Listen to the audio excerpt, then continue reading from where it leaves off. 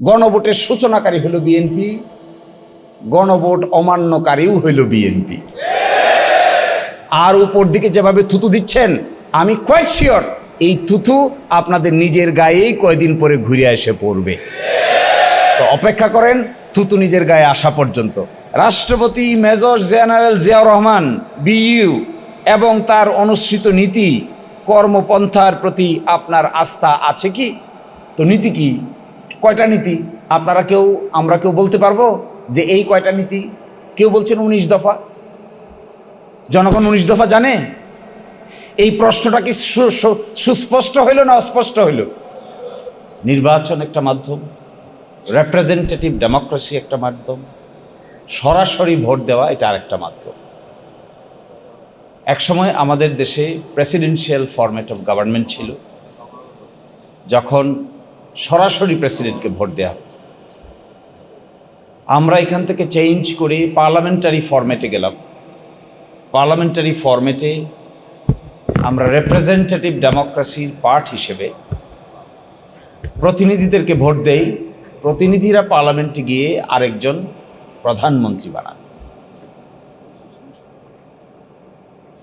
দুনিয়ার ইতিহাসে যে সমস্ত জায়গায় গণ অভ্যুত্থান হয়েছে কিংবা বিপ্লব হয়েছে, ওই সমস্ত জায়গায় পরবর্তীতে আমূল পরিবর্তনের সূচনা হয়েছে।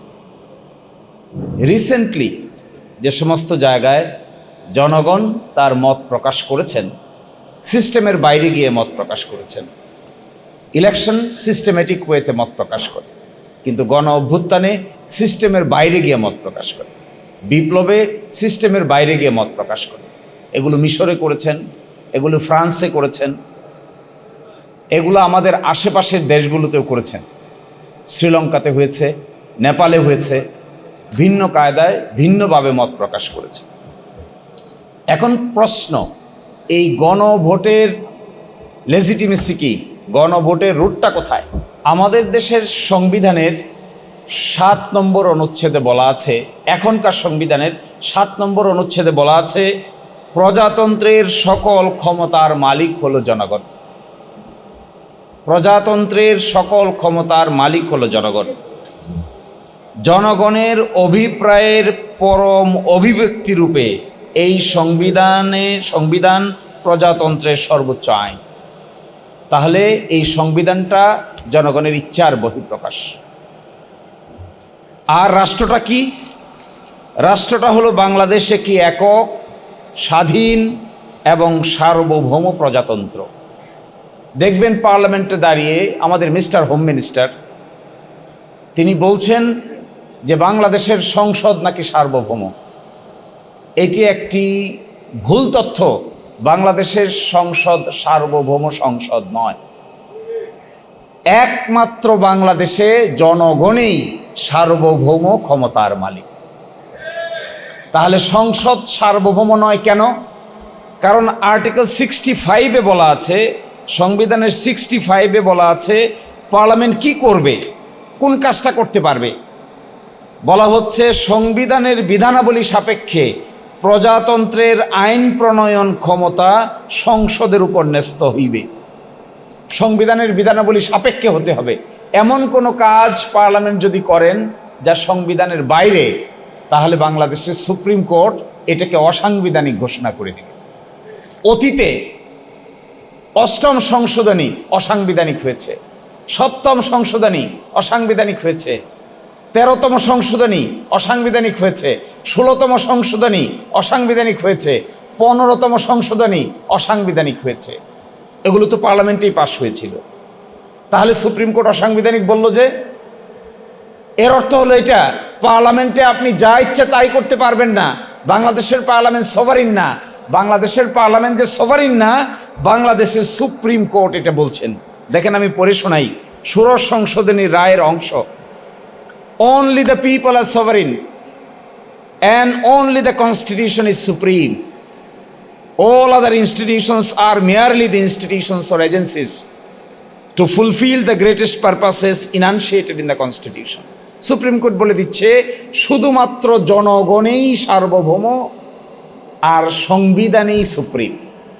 আর পার্লামেন্ট বলি, সরকার বলি, বিচার বিভাগ বলি, এগুলো সব হলো সংবিধানের অধীনে আলাদা আলাদা অঙ্গ। এগুলো সুপ্রিম না, এটা একটা আরেকটাকে চেক দেয়। পার্লামেন্ট যদি বেআইনি কাজ করে সুপ্রিম কোর্ট চেক দেয়, সুপ্রিম কোর্ট যদি এমন কোনো কাজ করতে পারবে না যা পার্লামেন্টের উপর বাধ্যকর, ডাইরেকশন দিতে পারবে না। আবার সরকার যদি এমন কোনো বেআইনি কাজ করে সুপ্রিম কোর্টে গেলে স্টে হয়ে যায়। তাহলে সুপ্রিম কোর্ট, সরকার, পার্লামেন্ট, তিনটার একটা ট্রায়াঙ্গেল মিলে রাষ্ট্র। এই রাষ্ট্রের ভিতরে তিনটার একটাও সভারিন না, একটাও সার্বভৌম না। সার্বভৌম হলো এস পার আর্টিকেল 7 এবং বাংলাদেশের সংবিধানের 1 নম্বর অনুচ্ছেদ বলে শুধুমাত্র সার্বভৌম হলো জনগণ। এখন পরবর্তী প্রশ্ন, গণভোট হলো জনগণের এইরকমই ইচ্ছার ডাইরেক্ট বহিঃপ্রকাশের নাম হইল গণভোট। আচ্ছা, বাংলাদেশে কি গণভোট ছিল? ছিল না। 72 সালের সংবিধানে কোনো গণভোট ছিল না। গণভোট আসলো কখন? প্রথম গণভোট আনলেন second proclamation order, 5th amendment order of 1978। Bangladesh সংবিধানের গণভোটের বিধান প্রথম শহীদ প্রেসিডেন্ট জিয়াউর রহমান যোগ করেন, এটা 1978 সালে। 15th amendment, second proclamation, 15th amendment order 1978। এইটা দিয়ে বললেন বাংলাদেশের সংবিধানের প্রস্তাবনা, অনুচ্ছেদ 8, অনুচ্ছেদ 48, অনুচ্ছেদ 56 এবং অনুচ্ছেদ 142, এগুলো যদি সংশোধন করতে হয় তাহলে 142-এর অধীনে গণভোট ছাড়া সংশোধন করা যাবে না। এটা যোগ করলেন 1978। কিন্তু ইন্টারেস্টিং, বাংলাদেশে প্রথম গণভোট হয়েছে 1977। সংবিধানে আসার আগে 30শে মে 1977 বাংলাদেশের ইতিহাসে প্রথম গণভোট অনুষ্ঠিত হয়। এই গণভোটের প্রশ্ন কি ছিল? আমি এবার প্রশ্নে ঢুকছি। আমাদের বন্ধুরা বলছেন আমাদের এখনকার গণভোটের প্রশ্নটা নাকি স্পষ্ট না, এই জন্য জনগণ না বুঝে ভোট দিয়ে দিয়েছে। এইটার উত্তরটা দেখেন। এই প্রথম গণভোটের বিধান কি ছিল এবং প্রশ্নটা কি ছিল? প্রশ্নটা আমি পড়ছি। রাষ্ট্রপতি major general Ziaur Rahman BU এবং তার অনুসৃত নীতি কর্মপন্থার প্রতি আপনার আস্থা আছে কি? তো নীতি কি? কয়টা নীতি? আমরা কেউ বলতে পারবো যে এই কয়টা নীতি? কেউ বলছেন 19 দফা। জনগণ 19 দফা জানে? এই প্রশ্নটা কি সুস্পষ্ট হইল না অস্পষ্ট হইল? আপনারা আমি আবার পড়ি, আপনারা বুঝেন। এগুলো ক্যালকুলেশন, একেবারে ম্যাথমেটিক্সের মতো ক্যালকুলেশন, এগুলো গরম বক্তৃতার ক্যালকুলেশন না। রাষ্ট্রপতি major general Ziaur Rahman BU এবং তাহার অনুসৃত নীতি, দেখেন তো দেখি অনুসৃত নীতি কতগুলা। ও কর্মপন্থার প্রতি আপনার আস্থা আছে কি? কর্মপন্থা কয়টা? অনুসৃত নীতি কয়টা? এই প্রশ্নের কিন্তু উত্তর খুঁজে পাওয়া বড়ই কঠিন। প্রথম গণভোট গেল। দ্বিতীয় গণভোট বাংলাদেশের ইতিহাসে 21শে মার্চ 1985। এরশাদ সাহেব ক্ষমতায় আসলেন, উনি এসে আরেকটা গণভোটের আয়োজন করলেন। এই গণভোটটা কি? এই গণভোটের প্রশ্ন আমি পড়ছি। 1985 সালের গণভোটের প্রশ্ন দেখেন। আপনি কি রাষ্ট্রপতি এরশাদের নীতি সমর্থন করেন এবং আপনি কি চান যে নির্বাচনের মাধ্যমে বেসামরিক সরকার গঠিত না হওয়া পর্যন্ত তিনি এই প্রশাসন চালিয়ে যান? তাহলে প্রথম প্রশ্নটা কি? রাষ্ট্রপতি এরশাদের নীতি সমর্থন করেন? তো রাষ্ট্রপতির এরশাদের নীতি তো বহু কিছু, সবটাকেই সমাধান করেন কিনা এই প্রশ্নের উত্তর জিজ্ঞাসা করা হচ্ছে। তৃতীয় গণভোট 15ই সেপ্টেম্বর 1991 সালে বেগম খালেদা জিয়ার আমলে। প্রেসিডেন্সিয়াল ফর্ম থেকে সংসদীয় ফর্ম, পার্লামেন্টারি ফর্মে আসার সময় আরেকটা গণভোট হয়। সেখানে প্রশ্ন কি? সেখানে প্রশ্ন হলো গণপ্রজাতন্ত্রী বাংলাদেশের সংবিধানের দ্বাদশ সংশোধনী বিল 1991-এর রাষ্ট্রপতির কি সম্মতি দেওয়া উচিত কি না? তো দ্বাদশ সংশোধনী বিলে কি আছে? দ্বাদশ সংশোধনী বিলে কি আছে বাংলাদেশের সাধারণ জনগণ জানে? এটা জানা সম্ভব? আমাদের মতো উকিল মুক্তার রাজনৈতিক দলের লোকেরা না জানা সম্ভব। বাকি তেতুলিয়ায়, টেকনাফে, কোথায় কোন গ্রামের মহিলা সে কি জানে দ্বাদশ সংশোধনী বিলে কি আছে বা কি নাই? তাহলে প্রথম গণভোটের প্রশ্নটা ভ্যাগ, দ্বিতীয় গণভোটের প্রশ্নটা আরো ভ্যাগ, তৃতীয় গণভোটের প্রশ্নটা আরো স্পষ্ট। চতুর্থ গণভোট হলো যা আমরা করলাম। এইটার প্রশ্নটা দেখেন এবার। এটার প্রশ্নটা কি? এটার প্রশ্নটা হলো, আপনি কি জুলাই জাতীয় সনদ বাস্তবায়ন আদেশ 25 এবং জুলাই জাতীয় সনদে লিপিবদ্ধ সংবিধান সংস্কার সম্পর্কিত নিম্ন বর্ণিত প্রস্তাব সমূহের প্রতি আপনার সম্মতি জ্ঞাপন করিতেছেন? 1, নির্বাচনকালীন সরকার তত্ত্বাবধায়ক সরকার হবে। আপনি কি এটার সাথে একমত? 2, আগামী জাতীয় সংসদ দ্বিকক্ষ বিশিষ্ট হবে। একটা উচ্চকক্ষ হবে, একটা নিম্নকক্ষ হবে। উচ্চকক্ষের সদস্য হবে 100 জন। 100 জনের ভিতরে যে দল যে পরিমাণ ভোট পাবে সেই ভোটের আনুপাতিক হারে উচ্চকক্ষ গঠিত হবে। আপনি কি একমত? 3, জাতীয় সংসদে নারী প্রতিনিধিত্ব, বিরোধী দল হতে ডেপুটি স্পিকার, কয়েকটি সংসদীয় কমিটির সভাপতি নির্বাচন সহ বেশ কয়েকটি বিষয়ে আপনি কি একমত? জুলাই জাতীয় সনদে বর্ণিত অপরাপর সংস্কার রাজনৈতিক দলগুলো তার ইচ্ছা অনুযায়ী করবে। আচ্ছা, এই যে 4টা প্রশ্ন আপনাদেরকে পড়ে শোনালাম, একটা হলো 1977 সাল, একটা হলো 1985 সাল, একটা হলো 1991 সাল, একটা হলো 2026 সাল। এই 4টা প্রশ্নের ভিতরে 26 সালের গণভোটের প্রশ্নটা সবচাইতে সুস্পষ্ট আকারে জিজ্ঞাসা করা হয়েছে। কোথায়? আপনারা যে গণভোটের আয়োজন করেছিলেন সেখানে বলেছেন কি, মেজর জিয়াউর রহমান কর্তৃক গৃহীত সকল নীতি পদ্ধতির সাথে কি আপনি একমত? এটা কোনো সুস্পষ্ট প্রশ্ন হলো?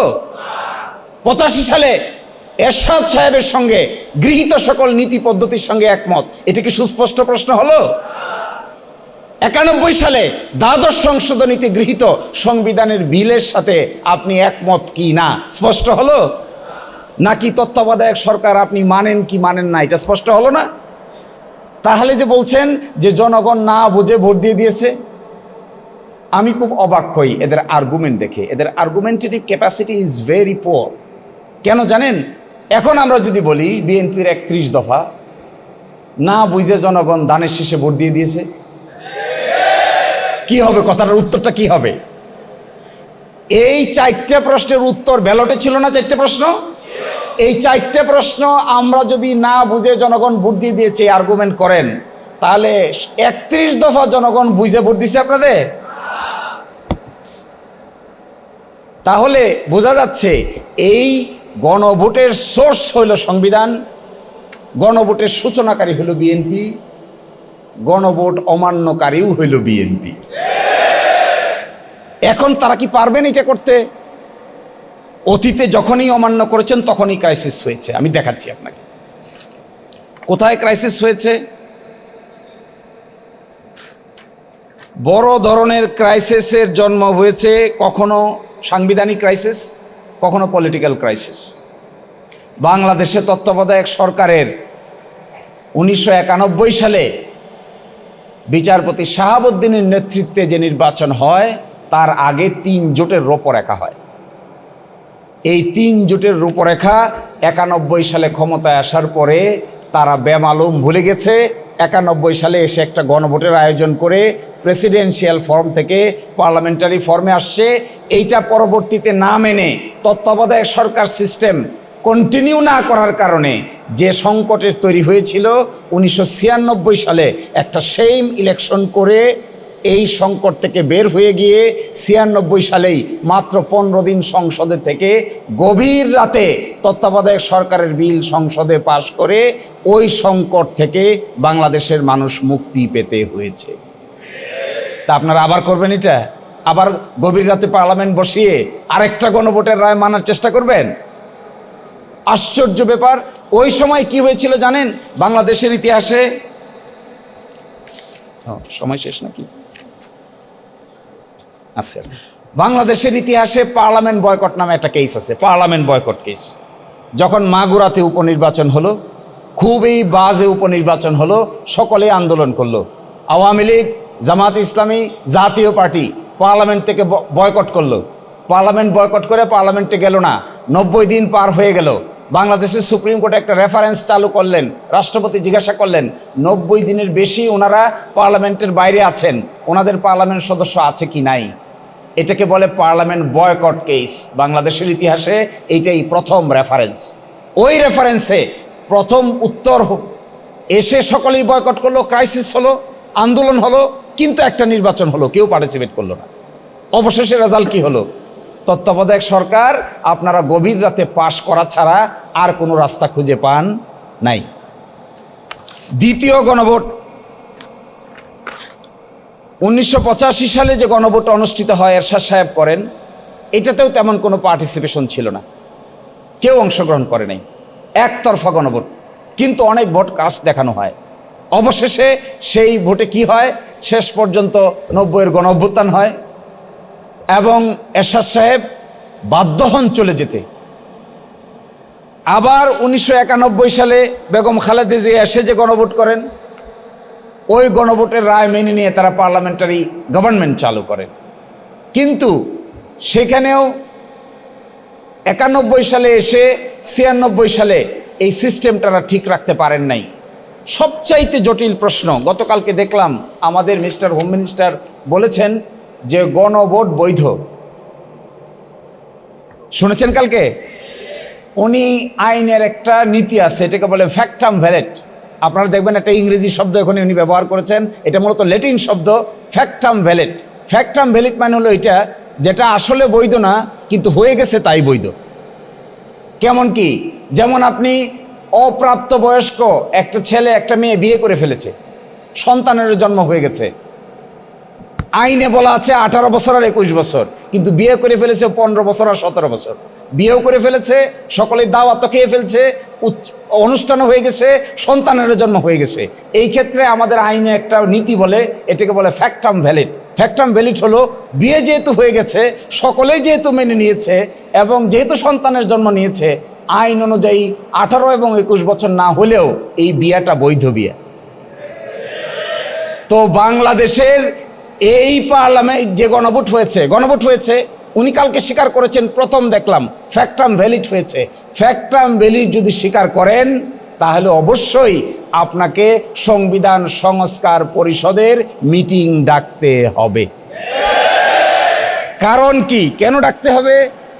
কারণ এখানে দেখেন, ফ্যাক্টাম ভ্যালিড স্বীকার করে তো বিপদেই পড়ছে। আমরা এটা নিয়েই এখন অনেক কথা বলবো। দেখেন, গণভোটে উপস্থাপিত প্রশ্নের উত্তর প্রদত্ত সংখ্যাগরিষ্ঠ ভোট সূচক হইলে কি হবে? তো স্বীকার করছেন তো গণভোট হয়েছে, বলেন এটা বৈধ তো। কালকে দেখবেন বারবার বলছেন বৈধ তো ফ্যাক্টাম ভ্যালিড, এই কারণে বৈধ তো ফ্যাক্টাম ভ্যালিড যদি বৈধ হয়, তা পরবর্তী কাজ কি আপনাদের কাজ হলো গণভোটে উপস্থাপিত প্রশ্নের উত্তরে প্রদত্ত সংখ্যাগরিষ্ঠ ভোট সূচক হইলে কি করবেন?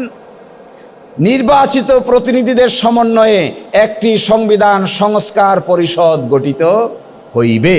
তাহলে এখন গঠন করেন, এখন ডাকেন। বলছেন তো বৈধ, তাহলে ডাকেন না কেন? এখন ডাকতে হবে। যদি না ডাকেন, তাহলে আপনি এটাকে নিজের বিরুদ্ধে নিজে অবস্থান নিতে হবে। আশ্চর্য কাণ্ড কারখানা। আরেকটা, আমার সময় শেষ, আর অল্প কথা বলি, আমি শেষ করে দিচ্ছি। দেখেন, খুবই আশ্চর্যজনক ব্যাপার। ইন্দিরা গান্ধী একসময় প্রাইম মিনিস্টার ছিলেন 1971 সালে। থাকা অবস্থায় রাজনারায়ণ নামে এক লোক ছিল, তার সঙ্গে ইলেকশনে দাঁড়ায়। ইলেকশনে দাঁড়ানোর পরে ইন্দিরা গান্ধী জিতে যায় 11,173 ভোটে ইন্দিরা গান্ধী জিতে যায়। তখন তিনি প্রাইম মিনিস্টার। রাজনারায়ণ গিয়া হাইকোর্টে মামলা করে যে ভুয়া ইলেকশন করে ইন্দিরা গান্ধী আমার হারাই দিছে। হাইকোর্ট বলে কথা ঠিক, ইলেকশন ভুয়া, ইন্দিরা গান্ধী ভোট জালিয়াতি করে রাজনারায়ণকে হারিয়ে দিয়েছে। এর বিরুদ্ধে ইন্দিরা গান্ধী প্রাইম মিনিস্টার তখন সুপ্রিম কোর্টে আপিল করে।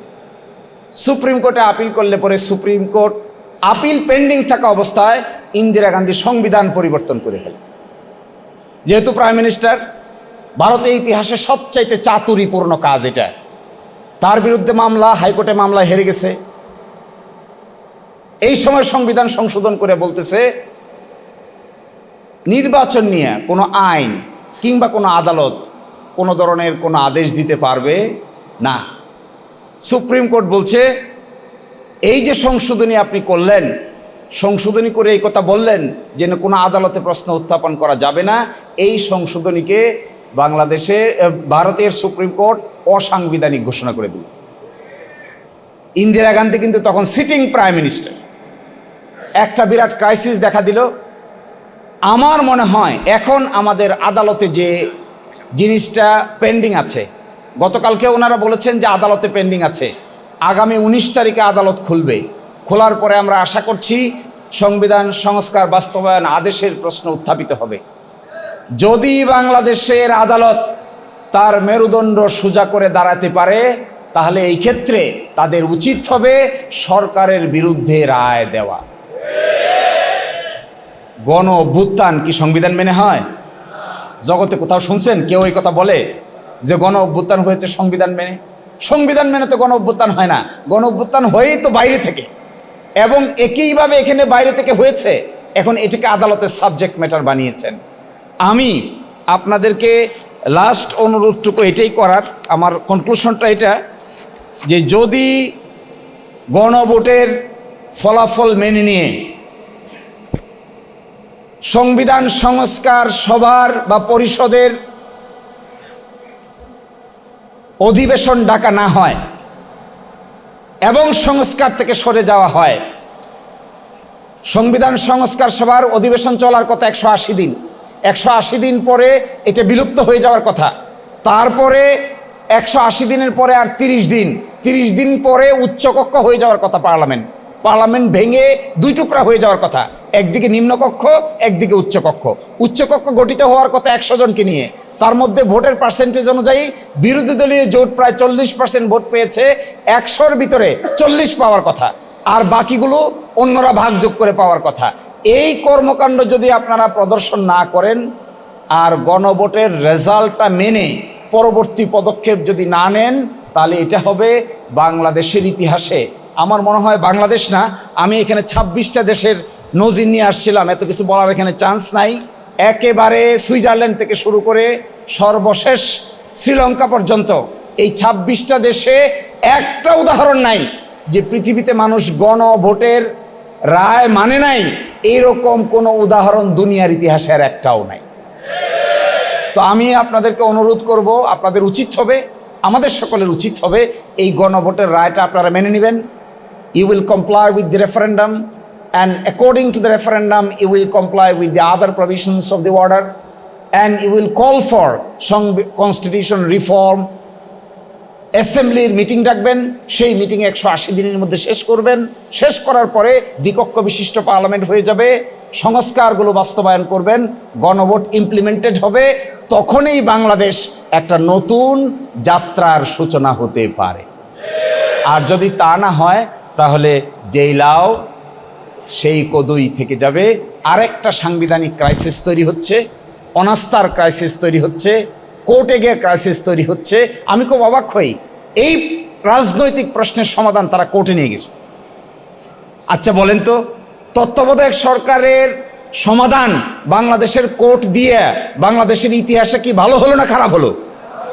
তত্ত্বাবধায়ক সরকার প্রবর্তন করেছিলাম আমরা রাজনৈতিকভাবে, এটাকে ওনারা নিয়ে গেছেন কোর্টে, কোর্টকে বলছেন অসাংবিধানিক। 17 বছর দেশে আগুন জ্বলছে, এখন এসে কোর্ট আবার বলছেন সাংবিধানিক। তো এখন সাংবিধানিক হিসেবে আবার তত্ত্বাবধায়ক সরকার জাতির জীবন থেকে চলে গেছে 17 years. This approach is a bad approach, chaotic approach, destructive approach, unconstitutional approach, unpolitical approach, unstable approach.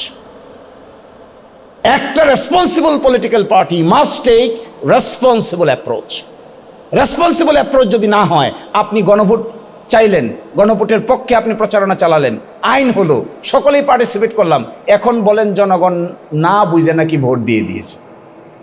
আরে কি সেইম, এটা লজ্জারও তো একটা সীমা থাকা দরকার। এবং লজ্জা হলো ইমানের, এইটা যাদের থাকবে না এদেরকে আমার সিনিয়র ব্যারিস্টার আব্দুর রাজাক সাহেব বলতেন, there are some missile which are unguided missile. আপনি যদি মিসাইল ছুড়েন আর মিসাইলের নিয়ন্ত্রণ নিজের হাতে রাখতে না পারেন, এই মিসাইল কার বাড়িতে কোন শিশুকে কোন নারীকে হত্যা করবে এটা আপনি কোনোদিনই খুঁজে পাবেন না, কারণ this is what is an unguided missile. আর উপর দিকে যেভাবে থুতু দিচ্ছেন, আমি কোয়াইট শিওর এই থুতু আপনাদের নিজের গায়েই কয়দিন পরে ঘুরে এসে পড়বে। তো অপেক্ষা করেন থুতু নিজের গায়ে আসা পর্যন্ত। বাকিটা সবাই ভালো থাকবেন। আসসালামু আলাইকুম।